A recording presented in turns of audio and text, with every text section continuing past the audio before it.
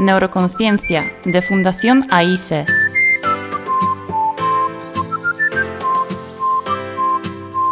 Con Juana Naya.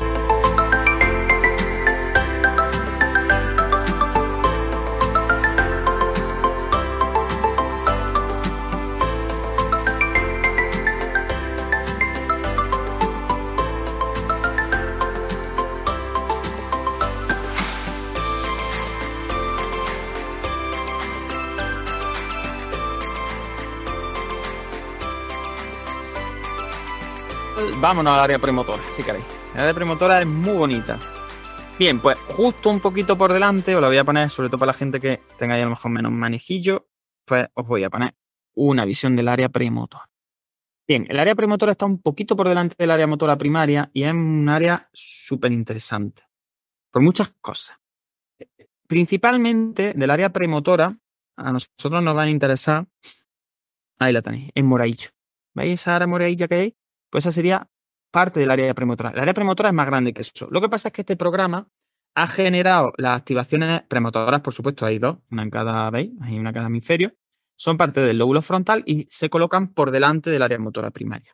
Bien, este programa al final ha generado los colorines que os estoy enseñando a partir de tareas concretas. Es decir, ha hecho resonancias magnéticas funcionales con tareas concretas y ha visto cómo era la activación. Entonces, por ejemplo, en el caso del área motora primaria, os voy a contar cómo lo han desarrollado para que podáis ya tener una idea de cuál es la función. Lo que han hecho ha sido meter altillo en el aparato de reso y hacer un experimento que no vamos a entrar mucho en detalles, pero para que lo entendáis. Lo que hacían era, le ponían una clave visual sobre un movimiento de los dedos y ellos tenían que hacer distintos movimientos de los dedos siguiendo la clave visual. Entonces, pues yo te ponía puntitos o lo que sea y te hacía que fuera moviendo el dedo. Bien, pues cuando ya la persona había aprendido de alguna forma o había practicado el movimiento de los dedos siguiendo las claves visuales, pasaban a pedirle que lo hiciera sin las claves visuales, que lo hiciera ya de memoria, entre comillas, ¿no? Y entonces lo que medían era la diferencia de activación entre la fase que tenía claves visuales, una fase inicial del aprendizaje, y luego una fase más tardía del aprendizaje en la que ya no había claves visuales. Pues bien, las actividades premotoras, en el caso, por ejemplo, de esta morada que estáis viendo ahí, morada oscurita, son mayores en las fases iniciales del aprendizaje. Es decir, en la fase guiada por estímulos visuales. ¿Vale? Bien, pues a partir de eso ya podemos sacar funciones del área premotora. Interesante, pues que el área premotora funciona disparando esquemas de movimiento que tienen que ver principalmente con estímulos externos, ¿vale? Un área que se lleva muy bien con la motivación extrínseca. Por tanto, las alteraciones en área premotora van a generar una clínica que se caracteriza porque el paciente funciona peor, tiene rendimientos más bajos cuando responde a estímulos de fuera. Y sin embargo, cuando el movimiento o temas que quiere generar se generan desde su propia motivación intrínseca, desde su propia motivación, sus propias necesidades, que no son frente a estímulos externos, pues tiene unos rendimientos más altos. Por tanto, son pacientes que van a tener muchos problemas, por ejemplo, en los agarres, en los lanzamientos, van a tener muchísimos problemas en los movimientos guiados por vía visual, todo lo que ellas tengan que hacer un seguimiento visual para ajustar el movimiento de las manos, van a fallar estrepitosamente, porque la premotora, ya os digo, está muy especializada en la guía externa del movimiento, más que en la motivación interna, ¿vale? Y la otra gran clave del área premotora, resumiendo mucho, bueno, el área premotora tiene varias áreas, varias subáreas, ¿vale? No, la premotora no es entera igual y se ocupa de todo por igual. Hay como una ventral, hay una dorsal, pero en eso no vamos a entrar, a no ser que queráis que moramos aquí, pero bueno, yo no tengo problema. Pero otra de las cosas que a mí me llama mucho la atención de la premotora es que la premotora participa mucho en reacciones anticipatorias. Es decir, como está colocada por delante de la motora primaria, la premotora recibe la información, entre comillas, antes. Y entonces es capaz de poner en marcha sinergias anticipatorias que anteceden un poco al movimiento que luego lanza la motora primaria, como ese movimiento que decíamos muy amplificado y muy primado. Entonces, por ejemplo, en las lesiones premotoras falta también mucho de anticipación al movimiento y los pacientes fallan en las reacciones posturales anticipatorias previas al inicio del movimiento. Por tanto, son los típicos pacientes que se caen con sus propias reacciones anticipatorias. Entonces tú ves que el paciente tiende a levantar un brazo, por ejemplo, pero ves que el tronco no había sido estabilizado antes de lanzar ese movimiento del brazo. Por tanto, son pacientes, ya os digo, que tienen muchísimo trastorno postural, muchísimo trastorno de estabilización. Porque ya sabéis que para que yo pueda liberar una cadena en abierto, tengo que cerrar la cadena en algún punto. Entonces, ese cerrar la cadena en algún punto corre a cargo, entre otras estructuras cerebrales, de estas áreas premotoras. Entonces, son clínicas de no hay parálisis del movimiento voluntario, no hay paresia del movimiento voluntario, no hay un déficit de reclutamiento como tal. Los pacientes en movimientos analíticos van mejor. Si tú le pides movimientos analíticos simples, van mejor. Y van peor tanto a movimientos guiados por estímulos externos como en reacciones anticipatorias previas al uso de alguna de las partes del cuerpo. ¿Vale? Esas son el área premotora. Un área muy bonita. Aparte, el área premotora también se lleva muy bien con otras áreas que son interesantes, como son los campos oculares, los frontal eye fields, de los que luego hablaremos un poquito más, ahora ya cuando hablemos en suplementaria, pero por tanto es un área muy visual. Al final tiene mucha información guiada por lo visual. Entonces, ya os digo, no sé si alguna vez habéis encontrado a personas que en analítico no fallan tanto, los reclutamientos no son tan malos, pero luego tienen bastante tono, ¿vale? Porque la lesión premotora sí genera alteraciones del tono, luego veremos a través de qué vía. Y es llamativo cómo estos pacientes se caracterizan porque cuando les metes maniobras que reducen el tono, maniobras inhibitorias, pues como estiramientos prolongados, en fin, cualquier tipo de maniobra que estimule un poquillo la bajada del tono y que la normalice, pues son pacientes que en analítico no van tan mal y sin embargo cuando les metes cualquier movimiento que requiera de una preactivación, que requiera de estabilización proximal o se los guías desde fuera, pues fallan muchísimo más. Entonces muchas veces se confunden incluso con trastornos visuales. Entonces hay que estar muy pendientes de la premotora por esa vía. Y también están descritas las premotoras, sobre todo la premotora izquierda, como generadora de apraxia, ¿vale? Las lesiones premotoras izquierdas se han descrito en muchísimos libros y en muchísimos trabajos como generadoras de apraxias tanto ideatorias como ideomotoras izquierdas. Yo creo que tienen más componente ideomotor porque en el área premotora también están las sinergias, hay combinaciones, como que le cocina. Yo siempre digo que la premotora es como una cocina para la motora primaria. Entonces en la premotora tenemos distintas ya como esquemas de movimiento que han ido juntos muchas veces en la práctica, incluso evolutivamente están muy próximos, y es como que les facilita el reclutamiento a la M1 para seguir las órdenes que vienen desde áreas anteriores, ¿vale? Así que ya está, premotora, fases iniciales del aprendizaje, sobre todo frente a estímulos externos, aumenta muchísimo su actividad cuando hay guía externa, mejoran los rendimientos en estos pacientes cuando tiramos de motivación intrínseca, no de motivación extrínseca, y fallan mucho estos pacientes tanto en la sincronización de distintas partes de un miembro, ¿vale? En la sinergia, en los patrones de movimiento de un miembro, como en las reacciones anticipatorias, sobre todo en reacciones posturales de estabilización con desplazamiento de segmentos. Las famosas APA, aquellas que nos contaban en la carga. Muy bien, venga, dudas sobre la premotora. Ya viene por aquí una. Ya viene una duda. ¿Las premotoras no son propias de las lesiones parietales izquierdas? La aprasia ideomotoras también, el parietal izquierdo, efectivamente, se ha descrito como generador de aprasia también, ¿vale? Sí, la aprasia en general tiene muchas localizaciones. De hecho, no hay ninguna lesión en concreto que sea generadora de aprasia, como si hablamos, por ejemplo, de una disfunción disejecutiva. En la aprasia sí hay cierto acuerdo en que una función hemisférica izquierda, porque suelen ir asociadas a afasia. Entonces es verdad que hay autores que dicen que no hay afasia sin aprasia, ni aprasia sin afasia.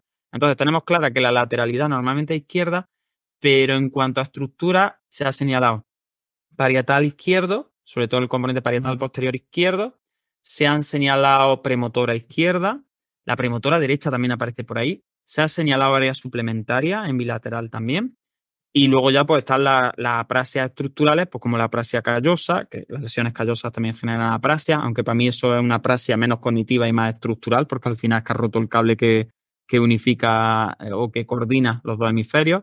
Y hay muchos tipos de aprasia. Localizaciones de aprasia se han dado muchas. Hay por ahí estudios que hablan incluso de aprasia tras lesión talámica, he visto yo algunas. Y ya te digo, aprasia, si yo tuviera que quedarme con dos estructuras como generadoras de aprasia a este nivel, me quedaría con parietal izquierdo, sobre todo componente más posterior, no tanto el parietal anterior izquierdo, sino un poquito más hacia abajo, y premotora izquierda también. Premotora para mí es muy generadora también, por lo menos en la clínica que yo me he encontrado suelen estar detrás de muchas aprasias, o por lo menos de la explicación estructural que yo le he buscado a algunas aprasias que he visto en clínica. Muy bien, más dudillas. Las ideatorias son mucho más difusas todavía. Aprasia ideatoria te pueden encontrar en patologías muy específicas. Las ideatorias van por libre. Bien. ¿Seguimos? ¿Alguna cosilla sobre premotora? ¿Pasamos un poquito? Bien. Pues si nos vamos un poquito más para adelante, seguimos, vamos del frontal de atrás hacia adelante, tenemos que pasar a la maravillosa área suplementaria, SMA, área motora suplementaria. El área motora suplementaria ya es muy poco motora. De hecho, fijaros, si es poco motora, que la lesión de área suplementaria suele dar clínica bilateral, ¿vale? Suelen dar clínicas ya que son mucho más difusas. Y el área motora suplementaria es generadora de un cuadro que a mí me vuelve loco, que quizás es de las cosas más interesantes que yo me he encontrado en clínica y que a mí me encanta y estoy en continua investigación siempre con las lesiones, con la clínica suplementaria, más que con las lesiones suplementarias, porque es verdad que la suplementaria es un mundo. Bueno, no he comentado antes que el área premotora se lleva estupendamente con el cerebelo. Os podéis imaginar por qué. Si es un área que tiene que ver con la preactivación, con la anticipación, pues sabéis que el otro gran anticipador en el sistema nervioso central es el cerebelo, ¿no? Que el feed forward importante es el del cerebelo. Y también, claro, el cerebelo está muy, muy informado de todo lo que pasa en el exterior, ¿vale? Por distintas vías. El cerebelo se lleva muy bien con lo visual, el cerebelo se lleva muy bien con lo propioceptivo, el cerebelo se lleva muy bien con lo vestibular, por tanto no es raro que un área que se ocupa sobre todo de la guía externa se lleve bien con el cerebelo. Y el cerebelo se lleva muy bien con todas las áreas que tienen que ver con motivación extrínseca, sobre todo porque el cerebelo está muy bien informado. Entonces, claro, puesto a buscarte un informante, el cerebelo es un informante de oro. Sin embargo, la suplementaria no se lleva tan bien con la motivación extrínseca, sino que se lleva mejor con la motivación intrínseca. De hecho, la estimulación eléctrica de la suplementaria ya no genera apenas movimiento, ya no genera reclutamiento como tal. Y ya os digo, cuando se afecta a la suplementaria incluso aparecen alteraciones bilaterales, ya ni siquiera tiene esa lateralidad marcada que tiene M1 y la premotora.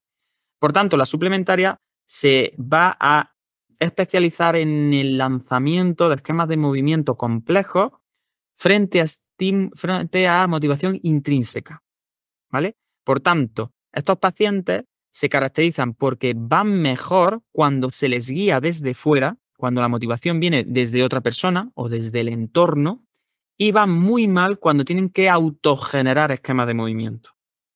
Entonces son personas que se ha descrito también que pueden caer en los llamados síndromes de mutismo cinéticos, en los que si tú no los animas a que se muevan, pues no se mueven prácticamente nada.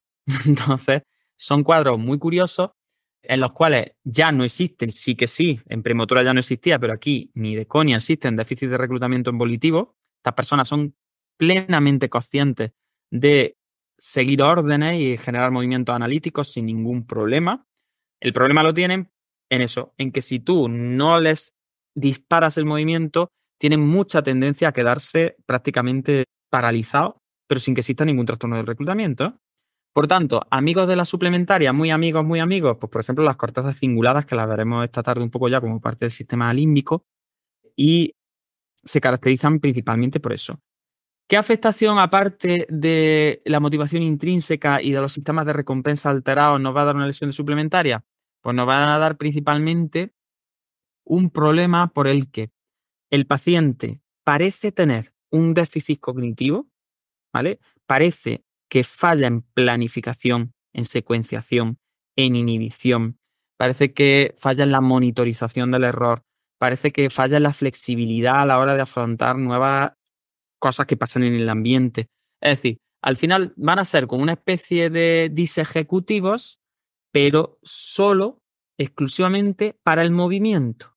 Es decir, hay una disociación muy importante cuando la lesión es suplementaria entre cuando tú le pides al paciente que haga una tarea compleja, ese paciente tiene muchos problemas y tú lo ves hacer cosas que dices, madre mía, esto no tiene lógica ninguna.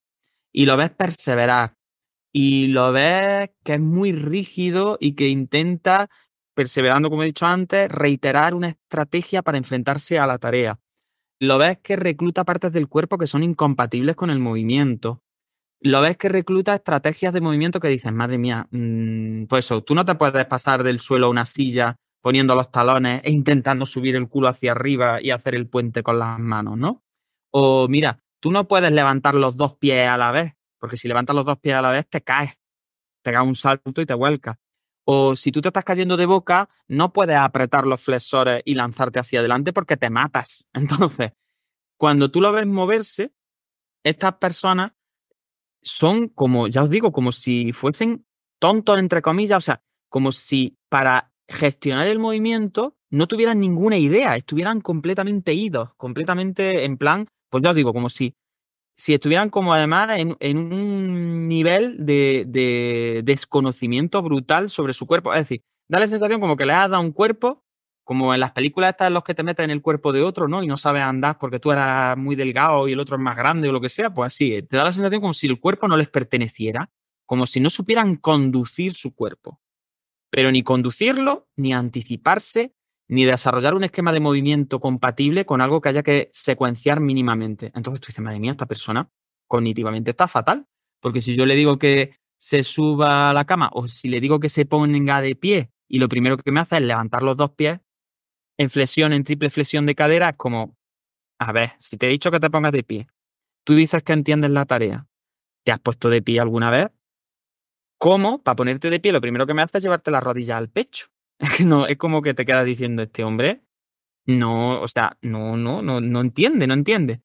Y sin embargo, cuando te lo llevas fuera de tareas de movimiento, fuera de la ejecución de la tarea de movimiento, son capaces de, teóricamente, secuenciarte perfectamente la tarea. Si los metes en alguna actividad que no sea de movimiento, pues juegan al ajedrez, te ganan las damas, te cuentan una historia. Bueno, pueden estar desinhibidos porque la lesión es bastante frontal, pero ni siquiera eso sí es suplementaria pura. Y son personas que, tanto en conversación como en actividades cognitivas más teóricas, que no tienen que ver con el movimiento, me refiero, no fallan tanto. Tienen unos rendimientos muy altos en esas actividades y, sin embargo, cuando los meten en actividades de movimiento, tienen un rendimiento terrible. Entonces, es muy llamativo porque habla mucho de cómo el sistema nervioso, creo, yo y siguiendo también algunos autores que han investigado en el tema, creo que el sistema nervioso al final se ha ido desarrollando, las capacidades cognitivas como que se han ido desarrollando a través del movimiento. Entonces, como que estas áreas suplementarias quizás pues fueran como una especie de proto prefrontal, es decir, como que nosotros desarrollando nuestras capacidades de movimiento aprendimos a inhibir, aprendimos a planificar de una forma que es como mucho más analógica, como que es menos teórica, ¿no? Que si yo me quiero subir a un sitio, pues sé que tengo que apoyar las piernas y que si estiro los pies y no cargo el peso encima de los pies, me caigo otra vez, ¿no? Entonces como que aprendemos a anticipar, aprendemos a planificar y aprendemos a automatizar lo motor. Y una vez que hicimos eso, como que ya pudimos liberar estructuras para que se pusieran a teorizar sobre cosas más abstractas. Y me gusta mucho cómo la suplementaria es, cuando se lesiona, muy, muy demostrativa de eso, de cómo se pueden alterar las capacidades de planificación, secuencia, resolución de problemas y todo este tipo de cosas en la ejecución del movimiento. Además, en la ejecución, no en la teorización, ¿eh? Todas estas personas, por lo menos las que yo he conocido, les preguntas para que teoricen sobre la tarea de movimiento que tienen que hacer y te teorizan perfectamente y te dicen, no, mira, yo primero tendría que no sé qué, luego no sé cuánto, luego a continuación no sé cuánto. Y si te caes para adelante, pues me echaría para atrás.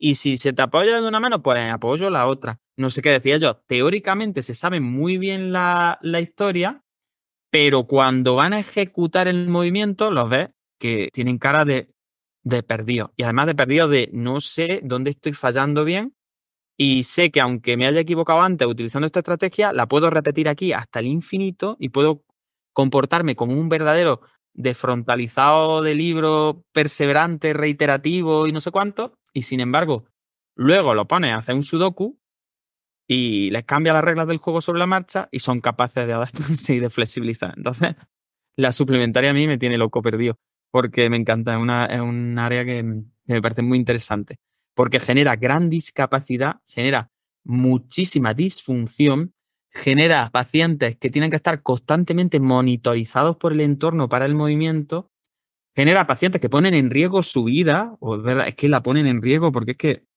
se matan, porque es que no aprenden del error y tienen unas estrategias de movimiento que son muy aberrantes y genera eso, pacientes con una gran dependencia. Y lo llamativo es que desde el punto de vista de fisioterapia pura y dura estructural, no tienen nada. Ni tienen alteraciones de reclutamiento, ni tienen alteraciones de la coordinación primaria, ni tienen alteraciones del tono muy gordas, ni tienen nada que a priori en sus componentes, en sus ingredientes, les genere tanta disfunción. Pero la realidad es que luego cuando tienen que unir esos componentes y tienen que enfrentarse a la tarea, la cagan de una forma brutal. Aquí los Entonces, son los terapeutas, los familiares, ¿no? Pero si me estás diciendo cómo hacerlo paso a paso y no eres capaz de hacerlo, ¿cómo es posible? sí. Además, es muy llamativo. Los familiares lo pasan fatal. Porque además, al final, esta gente suele caer en una cosa que es una hipermonitorización. Porque, ya os digo, porque es que si tú los vas guiando sobre la marcha, van mejor. Porque como que tú les resuelves las necesidades de planificación y secuencia del movimiento. Entonces, si tú les vas diciendo, venga, ahora apoya el pie, no sé qué, no sé cuánto, saca este, mete el otro, apóyate aquí, abre la mano, no sé cuánto, como que ellos Las que lo van haciendo, ¿no? lo van haciendo en el momento. Pues sirve porque ya Claro, nada, en el momento, los tienes que monitorizar sobre la marcha. Entonces van mejor, pero luego en cuanto los sueltas, les dices, levántate, nada. Es como si fueran incapaces de automatizar las estrategias funcionales. Y eso es muy frustrante tanto para las familias como para los terapeutas.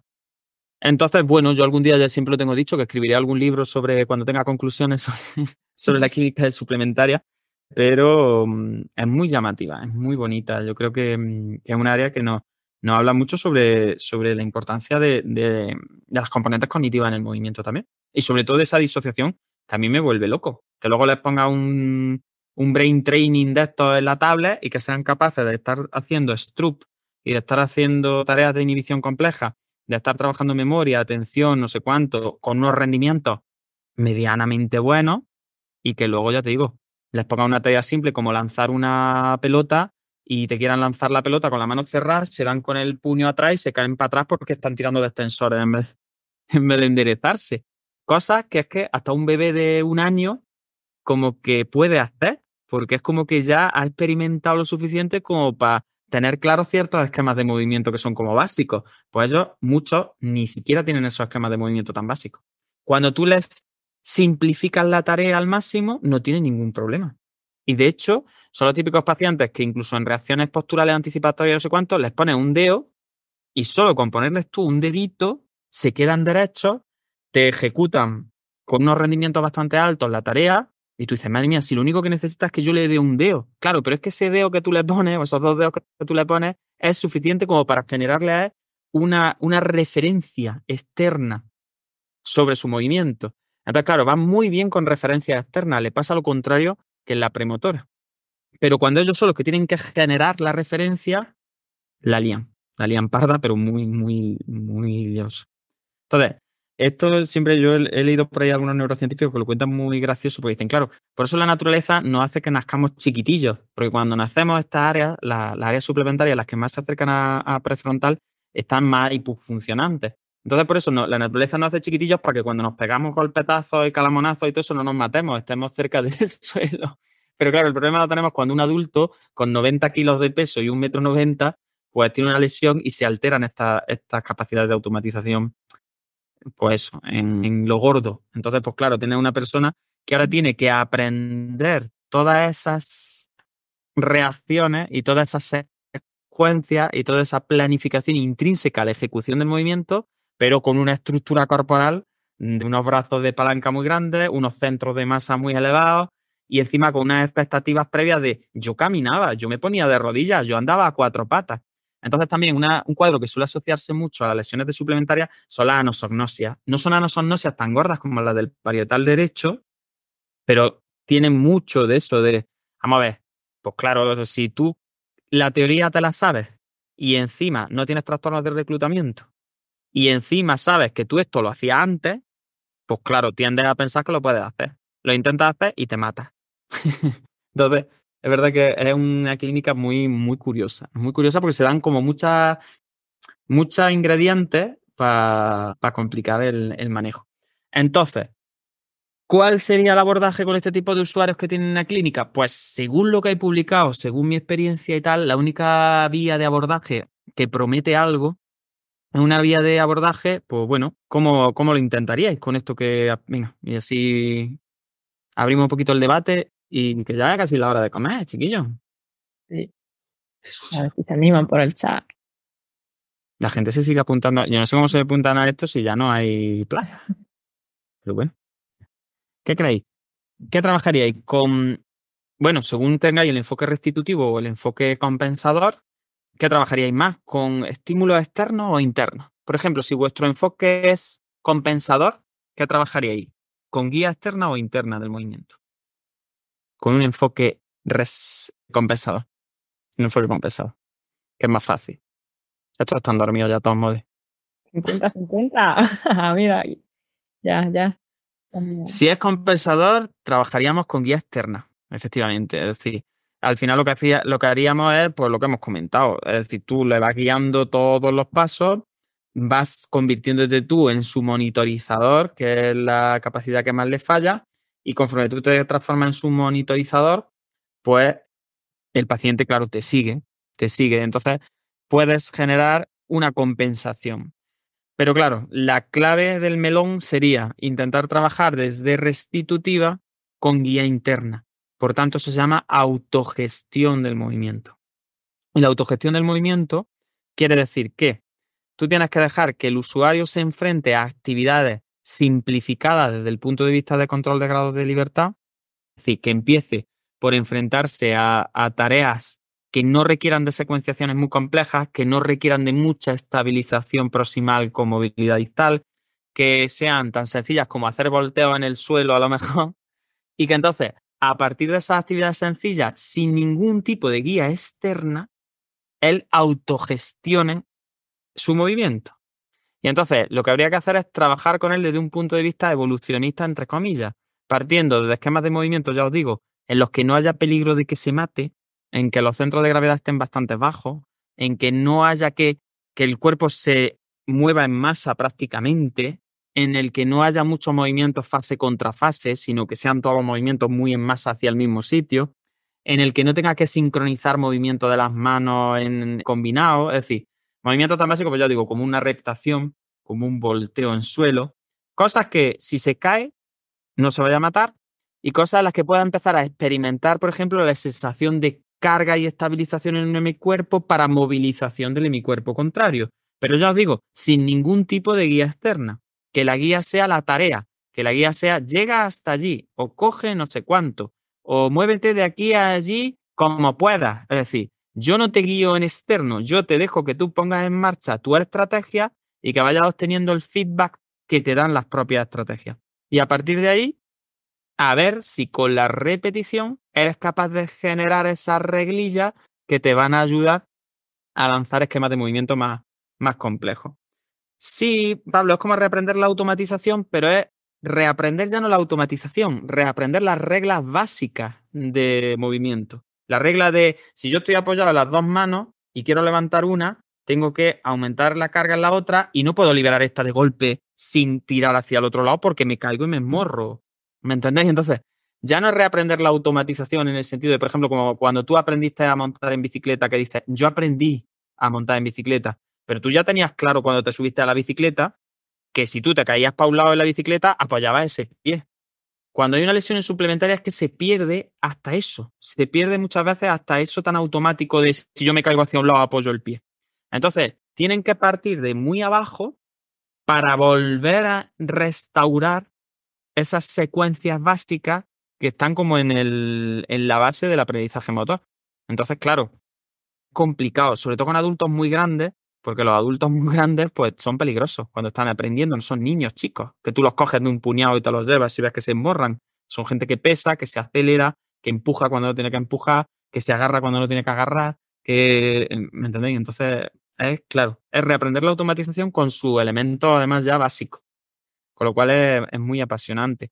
Y luego, pues a partir de ahí, hay que trabajar lo mismo, si tú caes y apoyas las manos, por ejemplo, en el paso a una cuadrupedia y te llevas el culo hacia adelante y eres incapaz de desplazar el peso hacia atrás y apoyas la cabeza y con la frente tratas de hacer la extensión de tronco, pues tienes que vivir en tus carnes el hecho ese de, pues si te intentas extender con la cabeza no puedes, porque si tú tienes la cabeza apoyada adelante, por mucho que empujes con la cabeza, no puedes extender el tronco si estás empujando con la cabeza. Aunque tú te desplaces un poco hacia atrás empujando con la cabeza, hay un momento que la cabeza se tiene que despegar del suelo, porque es que es imposible despegar hacia atrás con la cabeza apoyada en el suelo. Si la propia cabeza está en el suelo, no te puedes extender. Entonces, muchas veces te das cuenta que le dices, venga, pero vente para atrás y lo ves empujando con la cabeza al suelo para llevar el culo para atrás. Y tú dices, sí, eso te sirve al principio, mientras la cabeza te da, pero llega un momento en el que tienes que liberar la cabeza si te quieres venir atrás. Entonces, por eso digo que son reglas como muy, muy intrínsecas del movimiento. Y a partir de ahí, progresando. Dejarlos que se caigan con control, evidentemente, y con tareas que sean compatibles con eso, y dejarlos que vayan repitiendo y experimentando. Aún así, hay mucha gente con clínica suplementaria que no llega nunca a automatizar y que posiblemente siempre van a tener que requerir una supervisión mínima. Pero lo que tenemos claro es que la guía es externa y el estar encima de ellos no genera ningún tipo de automatización y lo que va a generar es un paciente que aprende a funcionar siempre que le van dando órdenes, pero luego no genera esa autogestión del movimiento. ¿Vale? Bien, pues enseño la suplementaria y vamos a ir casi parando, chicos. Son las 2 de la tarde. Qué guay. Hora de comer. Venga, ahí si tenéis dudillas de cualquier cosa que se haya dicho a lo largo de la mañana. Bien, pues la característica de la suplementaria es que se encuentra por delante de la área motora primaria y de la premotora, pero se asoma en el surco interhemisférico. Ahí la veréis en amarillo, ¿vale?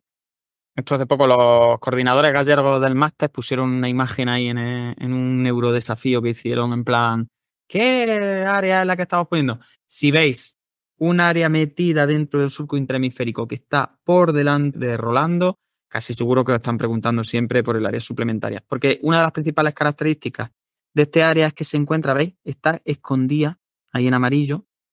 Es la parte que queda medial al hemisferio. Por tanto, cualquier sangrado, cualquier lesión que afecte a la hendidura interhemisférica es muy fácil que genere clínica de cuerpo calloso y de suplementar. Bien, pues cosillas y nos vamos a comer. Voy a dejar de compartir. Pues no estoy viendo nada más que el careto de la Mode todo el día hoy. La Mode viendo mi careto. Mode, no, ni se pone en cámara, ni levantan la mano, nada. Está aquí muy callaico. No sé si están muy calladicos porque no están, pero bueno, no creo que sea porque no están, porque no les cuenta la asistencia. Entonces, si lo tienen encendido, será porque están.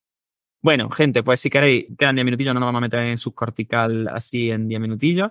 Después de la pausa, nos vamos ya a subcortical, a áreas motoras predominantes, nos vamos a ir a ganglios basales, nos vamos a ir a cerebelo. Y ya está, y echaremos la tarde, pues bueno, vamos a hacer énfasis en esas estructuras que son como más importantes y luego el tiempo que sobre, pues ya vemos, por ejemplo, amígdalas, vemos cíngulos, vemos... Ana tiene una pregunta. Qué raro, Ana, cuéntame. A ver lo que Bueno, nos voy a cuentas. hablar porque creo que me explico mejor así. Sí, Ana, cuéntame. Hola. Hola, Ana. No, cuando hablabas del abordaje de un paciente con esa afectación en el área suplementaria, pues me he acordado, aunque bueno, no sé si bien, pero que suena mucho como el abordaje también de un paciente a lo mejor con daño cerebeloso, ¿no? Donde falla el aprendizaje a base de error. ¿No sería algo Sí, parecido?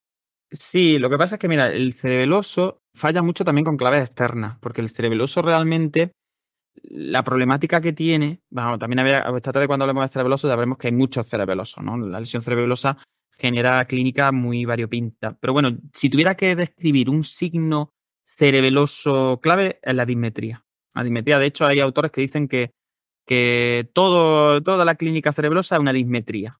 Una dismetría cognitiva, una dismetría en lenguaje, una dismetría en el movimiento, pero que la clave del cerebelo es como la dismetría, como la falta de ajuste.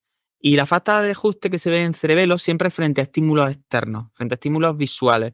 Entonces, en cerebelo es parecido en el sentido de que el cerebelo se suele trabajar en restitutiva casi siempre. Entonces, para trabajar en restitutiva en cerebelo, tú le metes mucha guía externa.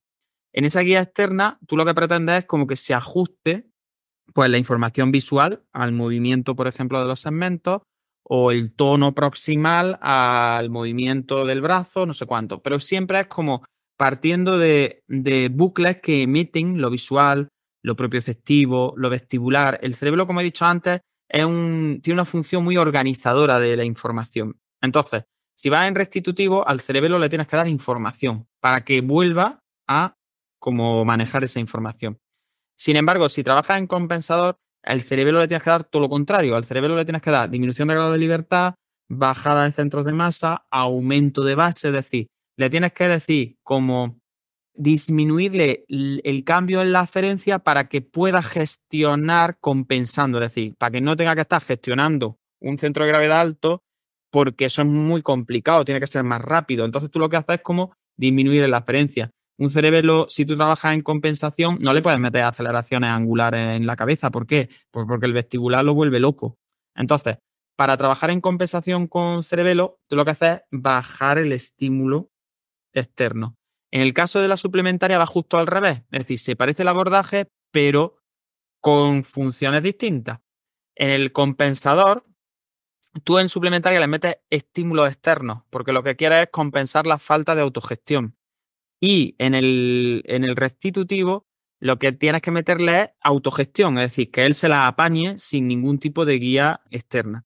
Entonces, los abordajes son parecidos, pero lo que tú buscas en cada uno de los casos es distinto. Ya te digo, el cerebelo y la premotora sí se parecen mucho en abordajes, porque además se llevan muy bien y son dos estructuras que están muy centradas en lo visual, en lo externo, en la guía, en cómo responder a lo que pasa afuera. Pero la suplementaria, te digo, la suplementaria comparte con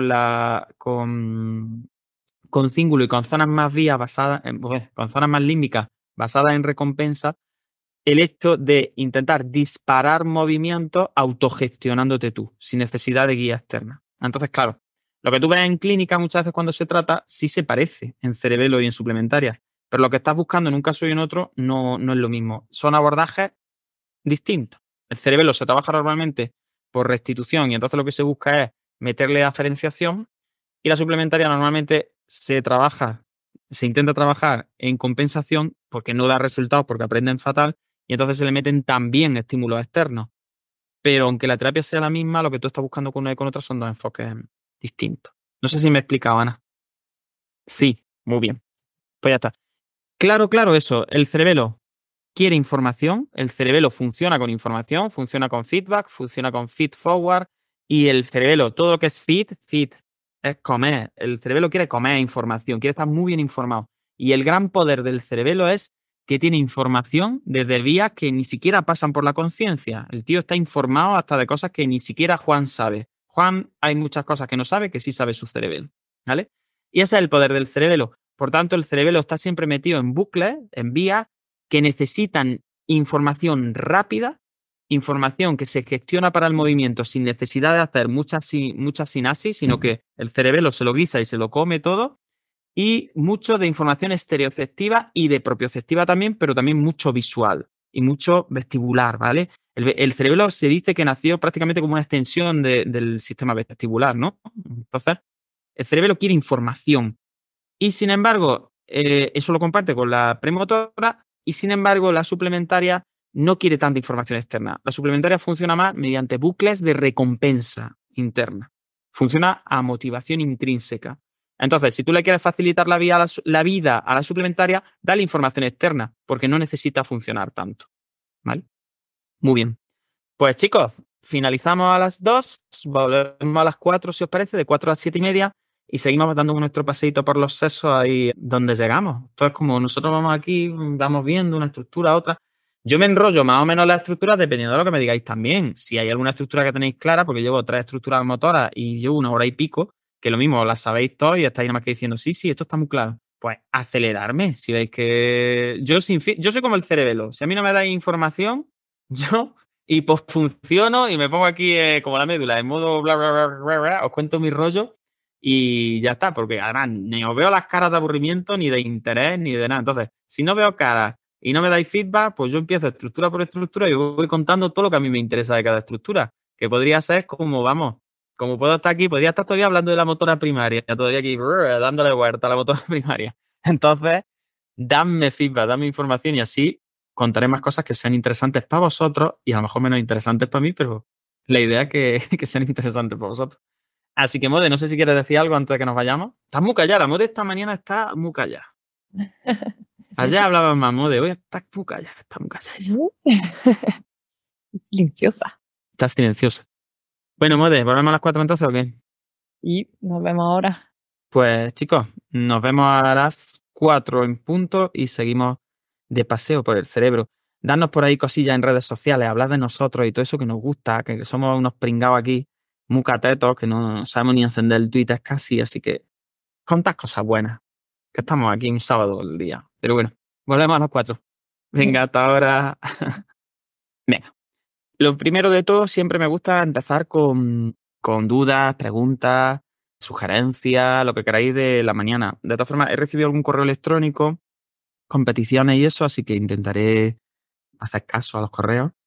Y aparte, pues bueno, los que estáis aquí, que estáis ahora mismo 12 y 5, son 17, pues si tenéis alguna duda de la mañana, soy todo orejas. Así que podéis ir planteándolo. Y las orejas, que por cierto, se me están poniendo un poco más grandes de la mascarilla, creo. Yo no tenía las orejas así de picúa antes, así tan hechas para adelante. Por una cosa que tenía más o menos bien, hay que ver.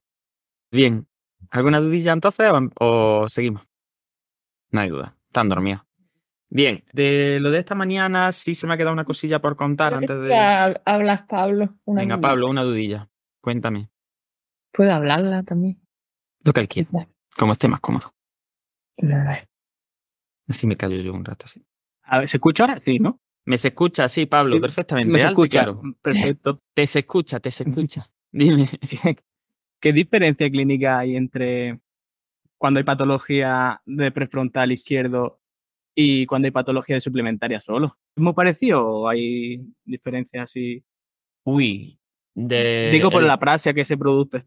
Sí, pero bueno, en la praxis es lo único que confluirían. De hecho, una lesión de prefrontal con clínica prefrontal general es mucho más amplia que una lesión de suplementaria. La lesión de suplementaria va a provocar los síntomas, bueno, más bien los signos estos que comentaba yo esta mañana, que tenían que ver con planificación, secuenciación y todo lo demás, pero solo referida al movimiento. Mientras que una clínica prefrontal en bruto, una prefrontal completa, por así decirlo, pues te va a tirar abajo muchas más funciones cognitivas.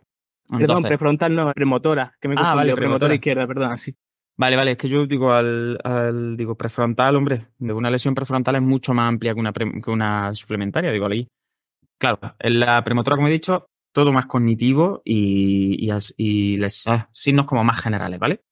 Entre premotora y suplementaria, al final, las diferencias, pues bueno, hacen referencia sobre todo a la diferencia que hay en cuanto a la respuesta frente a estímulos internos o externos, que quizás sea una de las más importantes.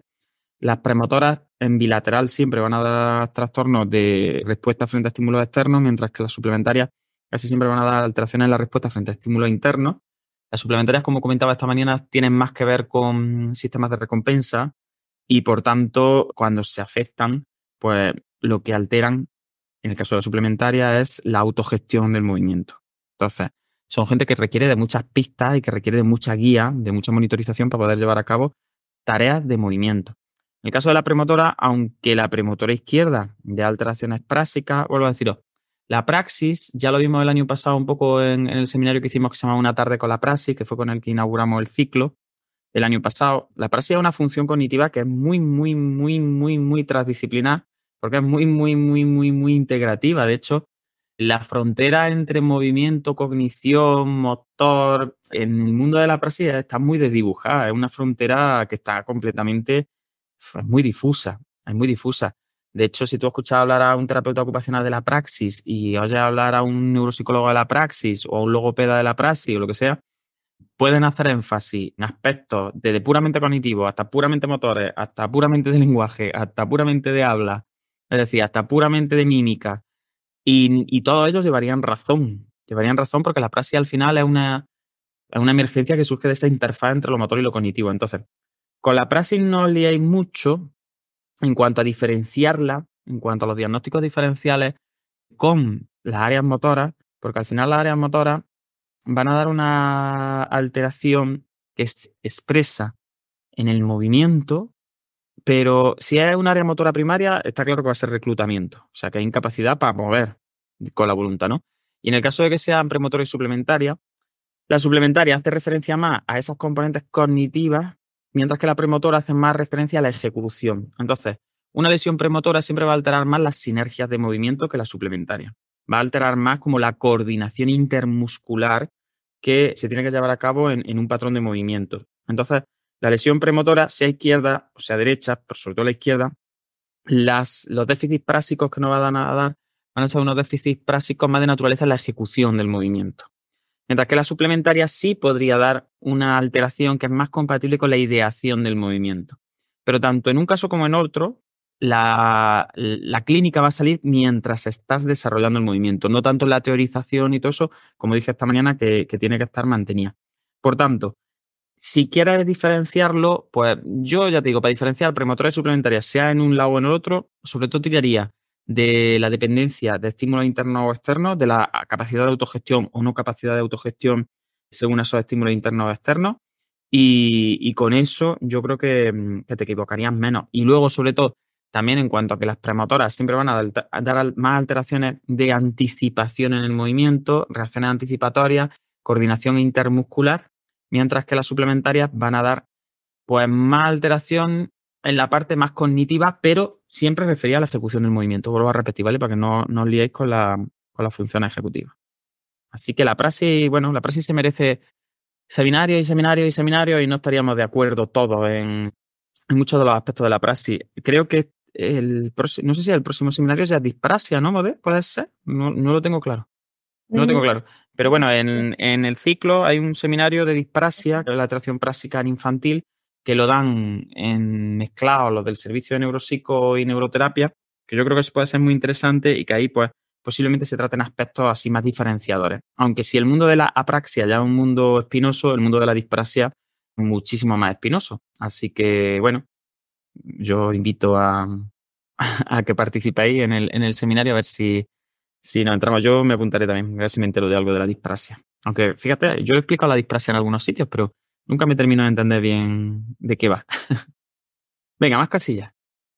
De premotor ahora me he acordado de algo que no he contado esta mañana, como voy sin guión, y que a lo mejor puede ser interesante, sobre todo desde el punto de vista de terapia ocupacional y también desde el abordaje sistémico, y creo que eso no lo he contado en el máster tampoco. Voy acordándome de cosas. El 10 de abril. Ahora sí, el de abril, dice Manuel, muy bien. Pues el próximo, 10 de abril, dispraxia, con terapeutas ocupacionales y neuropsicólogos ahí dirigiéndolo. Yo no sé qué puede salir de ahí, pero bueno, saldrá algo chulo, casi seguro. Bien, ¿alguna dudilla más? Y si no, vamos con una aclaración que quiero hacerlo sobre la premotora, que nos he comentado esta mañana que la premotora está también especializada en la detección de errores que se refieren al ajuste entre el entorno y la acción que se va a desarrollar. Y eso es muy interesante.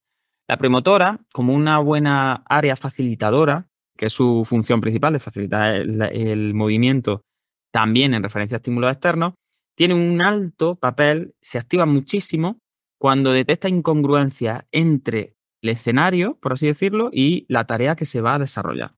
Entonces, la gente que tiene lesiones en área premotora también desarrollan como una especie de dificultad para detectar como las características del entorno que son malas, que son incongruentes con la tarea que van a desarrollar. Por ejemplo, me explico. Si queréis un experimento clásico de premotora, pues se dieron cuenta los investigadores que si yo, por ejemplo, me siento a la mesa y encuentro que los platos están colocados, un plato delante de mí, con los cubiertos colocados, con la servilleta en su sitio, no sé cuánto, la activación de la premotora no es tan alta. Entonces, como que el entorno directamente como que lubrica la activación premotora y no es necesario como sobrecargar el área premotora.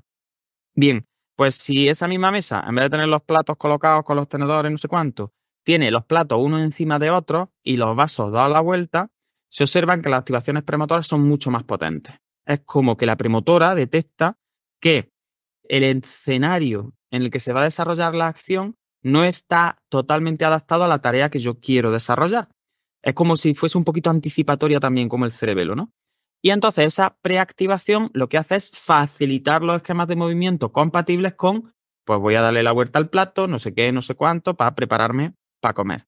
¿Me entendéis? Entonces, la premotora es muy interesante porque funciona como también como en muchos experimentos, como si fuera un aviso, salta el aviso y facilita los esquemas de movimiento encargados de reorganizar el entorno para que ese entorno sea congruente con la tarea que se va a desarrollar. Entonces, por ejemplo, a mí estos experimentos con mesas puestas, pues me llamaron mucho la atención y era muy, muy bonito ver pues cómo aumentaban las activaciones en algunas áreas dependiendo de qué escenas se le enseñaban al usuario. Entonces, claro, le decían, pues bueno, tú imagínate que te vas a poner a comer no sé cuánto y observa estas fotos. Y entonces, claro, si veías una mesa ordenada perfectamente de esto, y que prácticamente lo que falta es volcar la cuchara y echarte la comida, como que las cortezas premotoras estaban más silentes, estaban como más tranquilas, porque el entorno facilitaba ya la tarea. Y sin embargo, cuando te encontrabas con mesas muy desordenadas o que los platos estaban al revés o que cosas así como que llamaban mucho la atención o que los vasos estaban volcados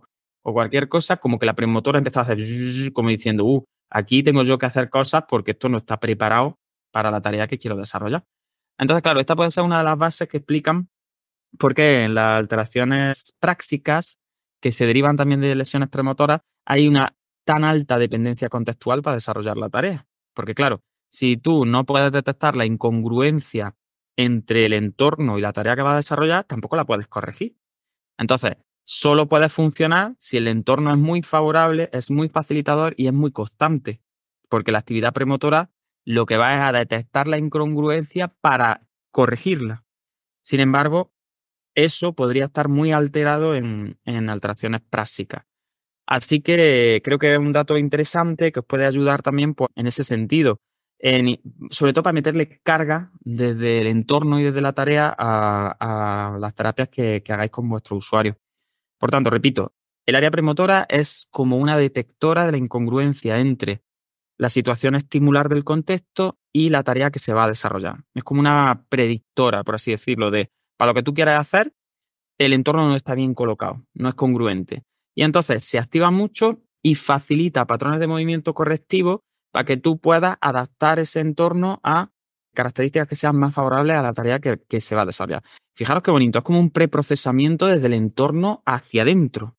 Fijaros, aquí ayer lo hablaba también como en Clubhouse, las teorías clásicas siempre han enfrentado mucho el hecho de que el sistema nervioso funcionara como una especie de ser reactivo en el que se procesaba la información que venía desde fuera y entonces yo daba una respuesta de dentro hacia afuera. Y cada vez estamos más seguros que el sistema nervioso funciona también utilizando atajos y esos atajos son las claves perceptivas que le proporciona el entorno. Entonces, si yo voy a comer o voy a estar aquí de charla con mis colegas mientras cenamos, el hecho de que el entorno esté preparado para facilitar esa función o no esté preparado, se detecta y se lanzan directamente esquemas correctivos sin necesidad de hacer un procesamiento en plan, el vaso está dado la vuelta, no es necesario para poder beber agua que el vaso esté puesto boca arriba, entonces yo tengo que poner el vaso boca arriba, entonces voy a darle la orden a la mano para que, ¿me entendéis? Es como que ciertas claves disparan a esos atractores que llaman actividad en el sistema nervioso que ya no tiene que pasar por el área prefrontal en plan procesamiento lento de la novedad, sino que es como yo sé que un vaso tiene que estar boca arriba para yo poder echarle el agua, con lo cual no lo pienso, hago clink, clink y automáticamente pongo el vaso boca arriba porque he visto la jarra. ¿Veis lo que quiero contar más o menos, no? Y esto tiene mucho papel las cortezas premotoras, sobre todo en tareas que tienen que ver con movimiento. No tanto en otros aspectos, pero en movimiento muchísima carga. Ya os digo, el ejemplo del vaso de agua también se ha hecho mucho. Tú te dan una jarra de agua y luego te presentan vasos en distintas posiciones y se analiza la velocidad a la que tú eres capaz de recolocar el vaso y llevártelo a la trayectoria del agua. Entonces, por vía visual, especialmente las áreas premotoras se activan muchísimo. Cuando tú detectas por vía visual que el vaso no está colocado en la vertical del agua que va a caer, entonces, plum, no tienes que pensarlo, entre comillas. No sé, Mode, si tú habías oído hablar de esto alguna vez o... No. No. Pues está muy guay, es decir, es un punto de la premotora más a su favor. Las áreas premotoras son muy desconocidas y para mi gusto son muy importantes. Así que no sé qué opináis de esto, pero es chulo. Por ejemplo, también las áreas premotoras por vía visual están muy influenciadas por la experiencia previa que tú tengas encajando cosas, en que haya una coherencia entre el hueco que tienes para encajar lo que sea. Todo ese tipo de cosas también produce activaciones premotoras, ¿vale? Activaciones premotoras. La premotora, ya os digo, se lleva muy bien con las cortezas occipitales y es un área que está muy, muy relacionada con lo visual. Así que otro tip de neuro que os suelto ahí en la premotora y que creo que puede interesar. Muy bien, ¿dudillas sobre esto o proseguimos? Seguimos en nuestro paseo. Pues venga, vamos a seguir nuestro paseo. Bien, vamos a cambiar de tercio si queréis y nos vamos a bajar un poquito. Bueno, nos vamos a quedar en la corteza para hablaros de alguna estructura que esta mañana he nombrado, pero simplemente os las voy a nombrar y voy a dar un comentario muy poquillo, ¿no? Una cosa muy rápida. Bien, por ejemplo, quiero hablar de los campos oculares frontales, que esta mañana os los nombré, y que yo creo que en los próximos años van a dar mucho, mucho, mucho de qué hablar, ¿eh? Porque campos oculares frontales, los vais a ver como FEF, Frontal Light Fields, son una zona, los tenéis ahí en azul, fijaros, ese azul más oscurito que os he puesto, aquí, ¿veis? ¿Se marca? Bien. Pues los Frontal Light Fields, la premotora estaría aquí abajo, que son las moradas estas púrpuras que vimos esta mañana. Los Frontal Light Fields están como entre el territorio más de suplementaria, que sería el amarillito este que dijimos que se metía entre la raja, entre el surco interhemisférico, y la premotora. De hecho, hay autores que colocan los Frontal Light Fields como parte de la premotora. Y hay, sin embargo, otros autores que dicen que no, que los Frontal Light Fields les gustan más en la suplementaria. Bien, estas áreas a mí me resultan interesantes porque son como, junto a premotora, serían las áreas que se llevan la visión al movimiento y que son la parte del lóbulo frontal más visual directamente, ¿vale? De hecho, fijaros que estas áreas, cuando se afectan, van a alterar el movimiento voluntario del ojo, las sacadas. Cuando tú haces un seguimiento voluntario, porque tú quieres mirar algo detenidamente, o por ejemplo, porque estás leyendo algo y no lo estás leyendo en automático, sino que yo te digo, lee esto, y tú te entretienes en leer o estás leyendo una palabra nueva. Es decir, todo lo que sea la toma de control voluntario de el movimiento del ojo, pero el movimiento del ojo no el movimiento del ojo como si yo te digo, mira para arriba, mira para abajo, sino el movimiento del ojo que está enfocando algo, que se retroalimenta por vía visual, pues estas áreas, cuando se lesionan, dificultan mucho eso. Entonces son pacientes en los que también aparece, o lo quiero comentar sobre todo por el diagnóstico diferencial con premotora pura, son pacientes en los que también aparece un déficit de regulación visual del movimiento, pero ese déficit de regulación visual del movimiento es primario por visual. No es porque no se estén regulando bien la orientación desde estímulos externos en general, que es como ocurre en la premotora, sino que aquí lo que ocurre es que el movimiento del ojo, el propio movimiento del ojo, no está bien coordinado. Y entonces, como no está bien coordinado, pues si tú no coordinas bien el movimiento del ojo, no puedes regular el movimiento bien a través de la visión. ¿Entendéis? Esto da una clínica visual primaria. Y es una clínica en la que, sobre todo, cuando tú haces fijación visual, no hay tanto problema, los ojos están ubicados, convergen y todo el rollo, y sin embargo, cuando tienes que desplazar los ojos de forma voluntaria, se producen alteraciones visuales, ¿vale? Alteraciones visuales derivadas, ya os digo, del problema de coordinación ocular. Entonces son unos campos muy interesantes. Si También, una preguntilla, si tuviesen que hacer alguna tarea en la que tuviesen que mover los ojos, pero no por ver algo, sino porque le estás demandando, sería mejor que lo hiciesen con los ojos cerrados, tendrían más equilibrio, más... sí. Todo lo que incluya el seguimiento visual, pero porque ellos estén fijando la atención en algo, es decir, que tú le digas, lee esto, o mira bien esto, o a ver, búscame dónde está no sé cuánto, es decir, que ellos tengan que mover el ojo de forma voluntaria, les cuesta muchísimo trabajo. Al final, fijaros que sería como un área motora primaria, pero relacionada con el feedback visual que se le está dando a la tarea. ¿Por qué os digo también que van a estar muy de moda estos campos oculares frontales en el futuro? Porque se les está dotando también de mucha significación cognitiva.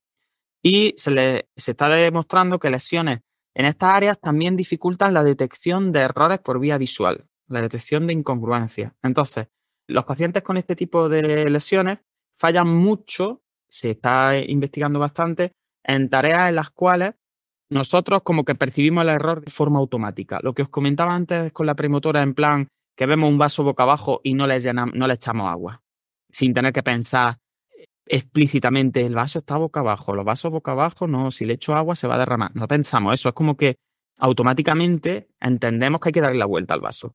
Bien, pues ese darle la vuelta al vaso viene facilitada por la activación premotora, cuando es en automático. Sin embargo, la detección del error visual parece que tiene mucho que ver con los campos oculares frontales, ¿vale? Y ya os digo que cognitivamente van a tener mucho peso y se va a hablar mucho de ello. Le va a pasar un poco como a la ínsula en la próxima década, pues porque se está viendo un montón de producción científica que tienen que ver con estos campos oculares frontales, ¿vale? Bien, los FEF los vais a ver también en inglés, si queréis, sería esto, FEF, Frontal Eye Fields, ¿vale? Ese azulito que se ve ahí, justo entre la premotora, que sería la moradita, y la amarilla, que sería la suplementaria. Otra curiosidad que no quería que se nos pasara antes de cambiar de estructura es que veáis cómo las áreas sensitivas y las áreas motoras están muy cercanas, muy cercanas.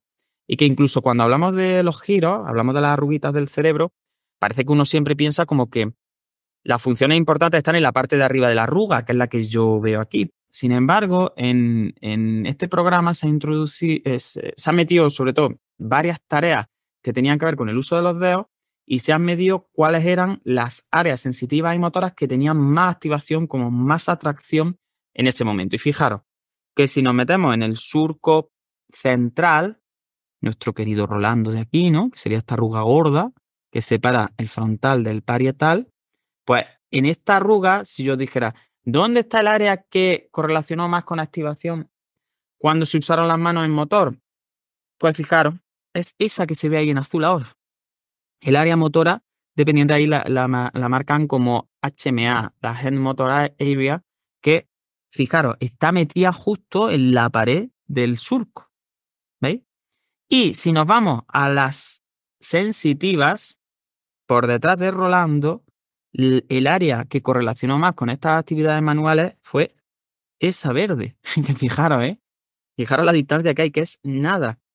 En la pared de la arruguita del lóbulo frontal tenemos la motora y en la pared, suelo pared de la arruguita del parietal ya tenemos la sensitiva. Fijaros qué poca distancia hay. Por eso, una de las leyendas urbanas que también hemos tenido que desmontar en neuro en los últimos años es que la vía piramidal se formaba solo a partir de los axones de la M1. Siempre se decía que la vía piramidal era principalmente la vía de salida del área motora primaria. Y hoy en día sabemos que no, que hay un porcentaje muy altísimo de fibras que también vienen de las cortezas sensitivas parietales, las cortezas somáticas. Por tanto, el área S1, el área somatosensorial primaria, que ya es parietal, fijaros lo cerquita y lo íntimamente relacionada que está el área motora principal con el área sensitiva de la mano. Son dos áreas que están prácticamente, que fijaros, no se ven casi desde fuera, que hay que meterse ahí un poco y en verde veis la sensitiva y en azul veis la motora, pero como están muy juntas, perteneciendo a dos lóbulos distintos y perteneciendo a dos áreas primarias distintas, una sensitiva y la otra motora. Entonces, para que veáis cómo los motores y los sensitivos no están tan separados en el sistema nervioso. Al final las fronteras no son mucho más difusas de lo que pensábamos. Muy bien. Y ya pues como curiosidad, pues fijaros, ahí os voy a enseñar a Broca, que la tenéis ahí justo, siempre en el hemisferio izquierdo, como veis, en el otro lado no está. Y fijaros en la situación en la que se encuentra. Broca, pues bueno, luego si tenemos un poquito de tiempo hablaremos de ella. Broca no deja de ser un área motora especializada en lenguaje. Entonces, es un área motora que ha ido subiendo de nivel y que al final lo que se ocupa es de la expresión del lenguaje. No solo del habla, sino de cualquier tipo de expresión del lenguaje. Aunque está bastante especializada en habla también, pues porque los seres humanos actuales nos comunicamos mucho mediante el habla. Pero, ya os digo, no deja de ser un área frontal, un área especial que en su día fue un área motora que a lo mejor no estaba muy delimitada y que a lo largo de la evolución y con el uso del lenguaje, pues hemos utilizado y hemos enganchado ahí y la hemos hecho en el hemisferio izquierdo, importantísima y súper lateralizada para la expresión de nuestros pensamientos vía lenguaje. Entonces, esa transformación de símbolos en otros símbolos corre a cargo de esta área. Y por tanto, pues bueno, la lesión no voy a hablar de ella porque ya la conocéis, no es mucho de movimiento y es más de lenguaje. Aunque el lenguaje no deja de ser movimiento, pero no vamos a meter en eso. Muy bien, pues con esto y un bizcocho nos vamos del lóbulo frontal, habiendo visto pues áreas muy interesantes aquí. Si queréis del prefrontal, pues simplemente vamos a hacer un repaso anatómico básico y vamos a hablar de los giros orbitarios, porque nos interesan mucho desde el punto de vista de lo conductual, de las cortezas dorsolaterales y de las cortezas mediales. Fijaros que cuando nosotros hablamos de los lóbulos, se me ha olvidado comentar esta mañana que al final seguimos un orden muy fácil. Por ejemplo, en el temporal pues tenemos un temporal superior, temporal medio, temporal inferior. En realidad, en el frontal también tenemos un giro frontal superior, tenéis el giro frontal medio y el giro frontal inferior, ¿veis? Superior, medio, inferior. Y luego las orbitarias están aquí debajo metidas y a mí son unas cortezas que me gustan mucho. Estas ya son prefrontales. Hay un triple empate o hay un trío importante en el lóbulo prefrontal que son corteza orbitaria, corteza dorsolateral y las cortezas cinguladas o mediales, que vuelven a estar como metidas en la raja, ¿no? Y no voy a entrar mucho en neuroanatomía prefrontal porque creo que hay estructuras que tienen que ver con el movimiento que tenemos que ver más detenidamente, pero sí quiero hacer una pausita, sobre todo para la gente que a lo mejor tenga menos manejo en neuro, y recordaros que las cortezas orbitarias, las dorsolaterales, que son las que están por fuera, las que están como aquí, ¿vale? Así, más en el lateral y hacia afuera. Y las cortezas cinguladas o pericinguladas, que son las que están, el frontal que está como más metido alrededor del cíngulo, más mediales, al final son cortezas que no van a generar déficit de reclutamiento, que no van a dejar a generar signos motores directos, pero que tienen una influencia en el movimiento pues brutal. En concreto, las orbitarias se ocupan de la regulación de la conducta, de lo que llamamos la cognición más caliente, de la parte que tiene que ver con la inhibición en cuanto a comportamientos sociales, la parte que tiene que ver más con la personalidad, con los rasgos de personalidad que componen un poco pues, la forma de ser. Y cuando se afectan las cortezas orbitarias, por lo que los síndromes más famosos que vamos a tener pues son los síndromes que cambian y que generan una desinhibición que puede ser por un aumento de la sensación de frustración y una intolerancia a la frustración brutal. Entonces el paciente se vuelve muy dependiente de contexto y su conducta va a estar muy guiada por cómo va el contexto y por las características que están ocurriendo. Son gente que no puede flexibilizar su conducta y que si están en un entorno ruidoso, pues van a chillar. Si están en un entorno tranquilo, pues van a estar tranquilos. ¿Me entendéis? Es como que no tienen capacidad de adaptar su conducta a las características del entorno. Y por supuesto, pues bueno, en orbitarios, pues vais a ver el caso más famoso, que fue Phineas Gage y todo eso, que podéis ver documentales todos los que queráis, pues de cómo este hombre se le clavó la barra en el prefrontal, no se murió, no tuvo parálisis así importante, pero bueno, ahí está la frase célebre de Phineas Gage, ya no era Phineas Gage porque, pues hombre, aparecieron ahí un montón de alteraciones conductuales que le cambiaron la vida al hombre, ¿no?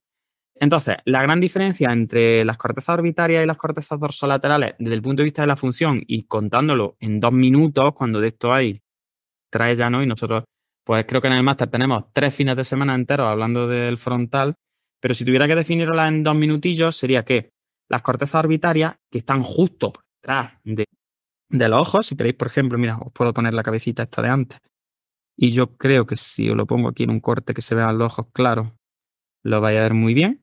¿Veis las cortezas? Ahí. Por eso se llaman orbitarias. Si veis la órbita de los ojos, pues están justo por detrás de la órbita de los ojos, ¿vale? Y por encima. Fijaros que salen desde encima, voy bajando, aparece el ojo y las cortezas se quedan ahí metidas detrás del ojo. Pues bien, esas cortezas orbitarias son más de la conducta en caliente, de la parte así como más animal, más emocional, son más límbicas, están más relacionadas con la amígdala, por ejemplo, de la que luego hablaremos a lo mejor un poquito. Mientras que las cortezas dorsolaterales se ocupan de funciones más cognitivas en frío. Serían más como de la planificación y de la resolución de problemas, no tanto por componentes emocionales en caliente, no tanto por la sangre que me hierve, ¿no? Sino más desde el punto de vista racional, entre comillas, si queréis así un resumen rápido. Entonces, orbitaria y dorsolateral son 2 áreas muy interesantes si trabajáis en neuro porque no os van a dar parálisis ni trastornos del reclutamiento, ni alteración del tono, ni de los reflejos, ni de la coordinación, ni de nada, de nada, de nada, pero muchas veces son súper limitantes pues porque cambian la conducta del paciente y generan muchísimo sufrimiento tanto en las familias como en los propios pacientes que al final pues se ven ahí como mareados y a la deriva del entorno, porque se vuelven, sobre todo con las lesiones orbitarias, muy intolerantes a la frustración. Entonces eso puede generar agresividad, puede generar pues, prácticas que son totalmente incompatibles con la convivencia social, pero siempre tenéis que entender que estos pacientes, aun en el caso de que desarrollen trastornos agresivos, por ejemplo en las sesiones de fisioterapia, lo vemos muy a menudo, siempre son respuestas agresivas muy reactivas. Es decir, es que yo te estoy haciendo un estiramiento, que te hago daño con el estiramiento y que me pegas un puñetazo. ¿Me entendéis? Es como que no tienen la capacidad de regularse en intensidad. Pero son pacientes que luego no te agreden en plan porque no deliran, no están desconectados de la realidad de ninguna forma. Es simplemente como que son hiperreactivos porque no pueden inhibir su respuesta. Entonces, en zonas orbitarias, ya os digo, es muy importante que os forméis en manejo conductual y que os forméis en las características que tienen las respuestas que dan este tipo de usuarios. Y ya os digo, si yo tuviera que elegir como una palabra, sería la desinhibición, pero esa desinhibición siempre por una mala gestión, por una intolerancia a la frustración brutal. Entonces son pacientes muy reactivos. Normalmente los trastornos conductuales que presentan las lesiones aquí no son trastornos conductuales autogenerados en el sentido de que tengan mala follada, de voy a hacerle daño a no sé quién, ¿no? Suelen ser trastornos pues, de ese tipo. De estoy en sesión, te hago un desequilibrio, te asusta y en ese susto pues me pega un bofetón o me clava la uña o me dice me cago en tus muertos o lo que haga falta, pero siempre de una forma como muy reactiva a un estímulo que no está bien gestionado, ¿no? El resto de gente le hace daño y te dice, ¡ay, qué gracioso eres! No sé cuánto, no sé qué, y aprieta los dientes y estos pacientes pues no pueden inhibir la respuesta, ¿vale? Porque tienen lesión a esa parte. En el caso de las dorsolaterales, la alteración tiene más que ver con la cognición más abstracta, en el sentido de más parecida a lo que es el razonamiento, la resolución de problemas más en frío. Entonces son gente que falla mucho en la planificación, que fallan mucho en la monitorización del error, que fallan todas las secuenciaciones que tienen que establecer, que fallan en memoria de trabajo, que fallan en el mantenimiento atencional, en fin, fallan en muchas variables cognitivas que son las que utilizamos normalmente pues para adaptarnos a la novedad y para poder hacer esa resolución de problemas. Pero ya os digo, la dorsolateral más desde el punto de vista de la función ejecutiva del ejecutivo frío, ¿no? Mientras que en la orbitaria mucho más desde el calor de la emoción, desde el más límbico, más animalico. Y luego, si veis por ahí, en otras clasificaciones se introducen también las cortezas ventromediales, que al final pues, son cinguladas o son paracinguladas, un poquito por debajo también, ya tirando hacia zonas más hipocampales y más amigdalinas. Y esas zonas del prefrontal, pues son zonas también de intercomunicación entre los componentes más sociales, conductuales y más planificadores en frío de la tarea. Me explico.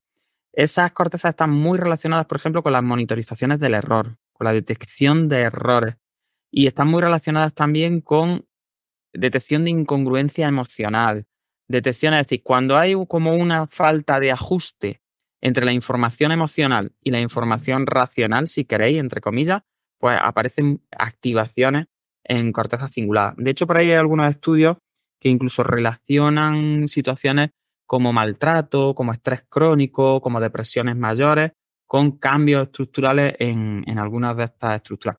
Yo no soy muy seguidor de esta corriente que tiende como a decir que, bueno, pues como habéis visto esto, lo del gen del mal y todo eso, ¿no? En plan, pues es que hay muchos asesinos en serie que tienen una parte del cerebro distinta, ¿no? O es que no sé quién, o es que gente que ha sido maltratada, pues tiene no sé qué parte del cuerpo distinta.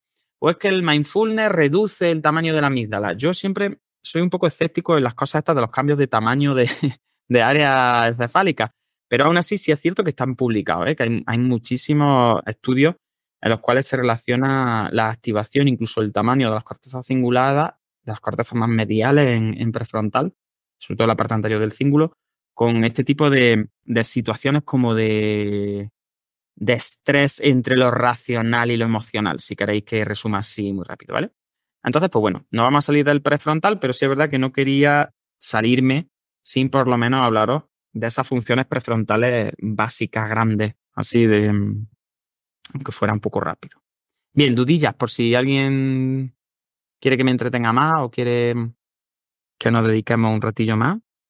Y si no, nos vamos a subcortical ya mismo. Bien, ¿seguimos? Seguimos. Seguimos adelante. Adelante, vamos allá. Bien, pues ¿qué hacemos? ¿Cerebelo o ganglio basales, Modé? ¿Te animas con el cerebelo? Lo pasale. Porque Vamos ahí. En orden. Hacia vamos abajo. para abajo.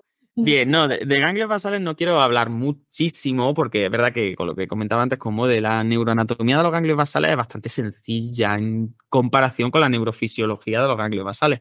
De los ganglios basales realmente lo que nos mosquea es su funcionamiento, cómo están las vías en ganglios basales y cómo se relacionan con el resto de partes del sistema nervioso, que al final yo creo que ahí es donde está el melón. Pero bueno, en cuanto a neuroanatomía, como tampoco tengo mucho feedback de nivel ni sé un poco cómo estáis los asistentes, pues no es tan complicado. Es decir, al final, vamos a ver, los ganglios basales son una estructura que se llaman ganglios basales porque están en la base del cerebro, ya está, no tiene más, y son unas estructuras de sustancia gris, que es lo primero que hay que tener claro. Es decir, son unas zonas en las que se produce un acúmulo de neuronas, de cuerpos neuronales, y que están, pues, por debajo está la corteza, sustancia blanca, inmerso en esa sustancia blanca, medio del cerebro, encontramos estos ganglios de la base, porque ya digo, porque son sustancias, pelotas de sustancia gris, ahí metidas en medio del cerebro.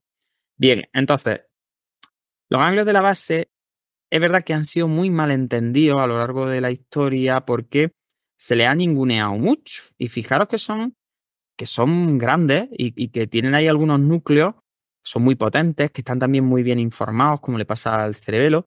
Pero siempre que se hablaba de los ganglios basales, pues ya os digo, yo en la neuroanatomía que he estudiado así en forma más oficial, pues prácticamente se me decía, los ganglios basales sirven para refinar el movimiento que baja por la vía piramidal. Era como, ya está. Y eso era lo que te explicaban de los ganglios basales. Y entonces, que cuando se lesionan los ganglios basales, pues que aparecen alteraciones porque no se refina o no se ajusta esa salida que hay desde la M1 y entonces pues aparecen alteraciones del movimiento muy variadas, desde el temblor, la hipocinesia, la hiperquinesia, todo ese tipo de cosas, la espasticidad.